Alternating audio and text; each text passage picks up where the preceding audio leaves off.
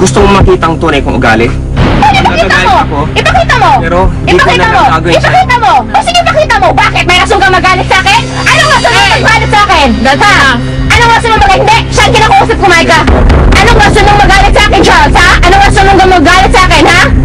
At least pinalabas ko yung totoo, di ba?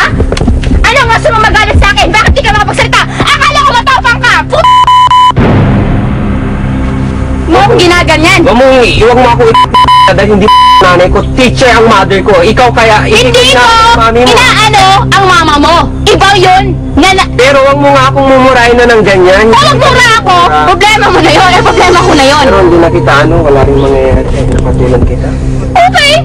Sabi sinasabi ko sa'yo. Ayaw kitang dahil alam kong Ano? Ha? Ano? Inaano kita? Bakit naging masama ba ako sa'yo? Inano kita, Charles, ha? Hanggang sa day 1 hanggang ngayon, inano kita, ha? Ngayon lang kita nang kinausap ng ganito. Kung kinausap ko ng tama, di mas mabuti. Pero makipagpastikan ka dyan, hindi ka nagsasalita, mas masakit yun.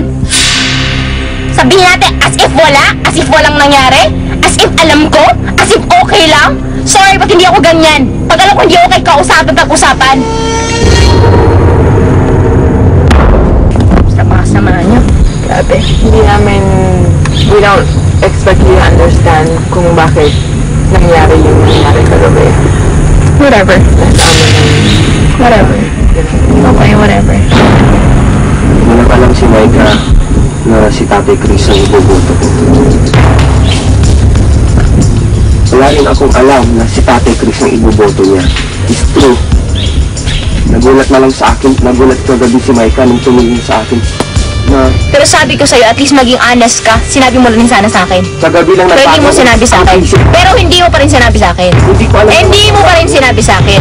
Yun.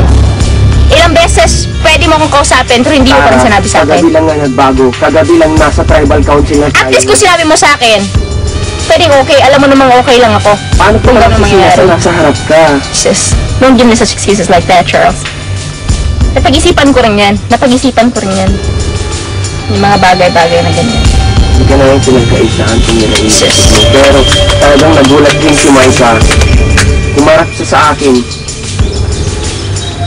Hindi I niya don't think so. ini-expect na si Ang sa Tatay. akin, hindi mo sinabi sa akin. Kagabi Ang sa akin, hindi mo sinabi sa akin. Hindi ako, naiinis ako. Ha? Naiinis ako. Paano kita Dahil lang, naging honest lang ako. Yun lang po. Yun lang po ang ibig kong sabihin. Naging honest lang ako. alangan Yun lang ako naiinis. Kaya kung kaya ko pwede magpakasama ako. Kaya ko yung gawin, pero hindi ko ginagawa. Sino ka ba? Like, who the hell do you think you are, you know? Na parang hanggang doon, nagpa-power trip pa rin siya. Like, grabe talaga yung pagkatao niya. Yung galit niya, sobrang wala sa lugar eh. Grabe yung galit niya na para na siyang loka-loka. Alam niyo, ako tanga dito. Ako ang tanga, ha? Sobra ang tanga-tanga ko. Pala hindi alam yun. Na ako may trust.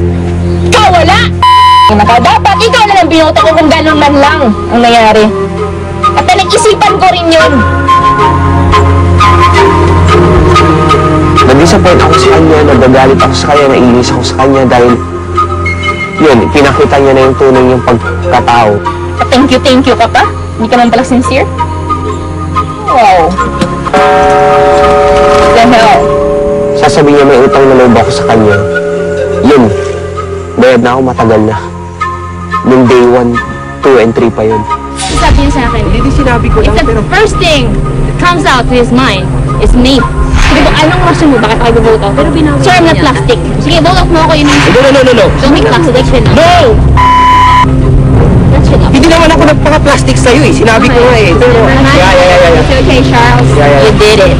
Doon sa pagmumura niya, patas na kami ngayon. Bayad na ako sa kanya, wala akong utang na loob sa kanya, wala rin siyang utang na loob sa akin.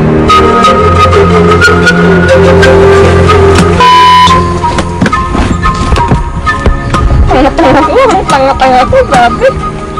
Hindi ko alam yan ah. Sobra. Surprise ako ah. Grabe talaga.